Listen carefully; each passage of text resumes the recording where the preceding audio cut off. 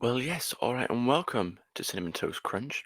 This video isn't one I particularly wanted to make, but unfortunately, 2 days ago, we got the sad news that Michael Jayston had passed away.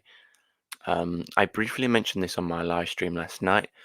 But we tried to get a few pictures up, but it didn't quite work. But I thought, because of who he was and how much of an impact this guy had on Doctor Who, I thought I'd take the time to make a little video just as a little tribute to Michael and to talk about him and to celebrate, I guess, him and his career. So if we talk about Michael, who was Michael? Well, Michael A. James, was born on the 29th of October 1935 in West Bridgford, Nottingham.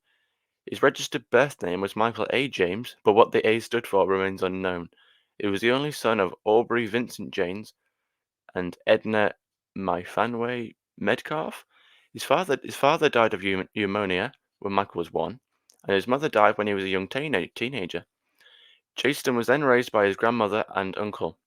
He attended Beckett R.C. School on Wilford Lane, West Bridgford. One-time accountant, he trained in the acting of Guildhall School of Music and Drama. Um, it says here that known professionally as Michael Jayston, some of his most notable roles, he played Nicholas II of Russia in the film Nicholas and Alexandria in 1971.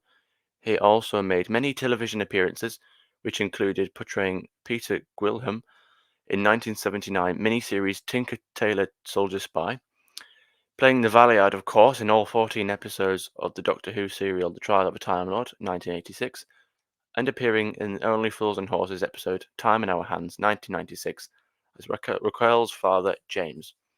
So that's a little bit of the brief history of Michael. Now, of course, we of course saw him in The Trial of a Time Lord, and now this is where I think a lot of fans, a lot of people, a lot of the British public will remember him. This is certainly the role I knew him for.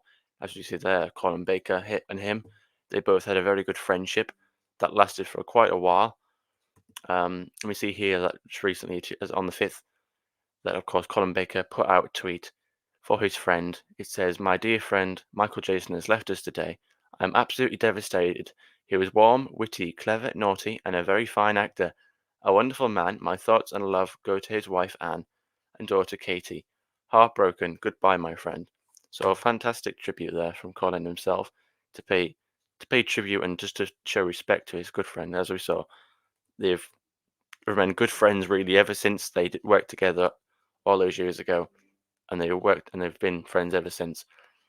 Now, of course, how do I know him? Well, I remember getting this box set, as I'm sure many of you did, The Trial of the Time Lord, on DVD. I remember being so excited when I got this. I think I pre-ordered it off Amazon, or I ordered it off Amazon, and when I got this, I watched it all in one sitting, I believe. I'm pretty sure I watched it all in one sitting. I was that excited for it. This is my first this is one of my first exposures to classic Who, and of course to meet the Valeyard in this way from this season, and I was instantly blown away. Now they also remastered it just a couple of years ago. They re-released it for the Blu-ray collection sets that they've been making since over the past couple of years, and these have been very popular. And again, I think when they release these to a whole brand new audience, to re-release them to an audience that perhaps might not have seen them before, I think that really helps. Now, I think with Michael, I think I definitely knew him from this. Again, a lot of maybe perhaps older fans will have known him from other works, like I said earlier, from Only Fools and Horses. But I think a lot of us we knew him from Doctor Who, and he was a very interesting character because he was very different. He was mysterious, and and the whole plot thread of having him throughout the season, as a mysterious character. Who was this character? Why was he so hell bent on defeating the Doctor? He had such a huge agenda against the Doctor, very passionately so. And then, of course, to have the reveal at the end that he was an incarnation or a manifestation of the Doctor somewhere between his 12th and final regeneration was a bombshell. And I think probably a big shock at the time. I remember it shocked me even when I was young watching it for the first time. Now, of course, we pay tribute to Michael and thank him for his very hard work that he put into this show. And not only that, but the fact that he's remained so closely to the show as well in the years since, working closely with Big Finish, etc. doing all the behind the scenes, doing filming for the behind the sofa documentaries and extra special features such as and such that we see on the Blu-ray.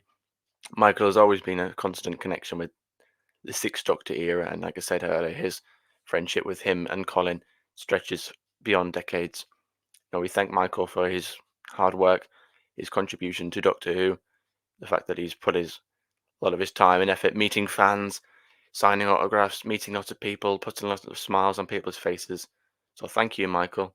I'll leave this on the screen just for a little bit longer as I say goodbye now, and I'll leave to Michael to have the last few seconds. So thank you, Michael. Rest in peace, sir.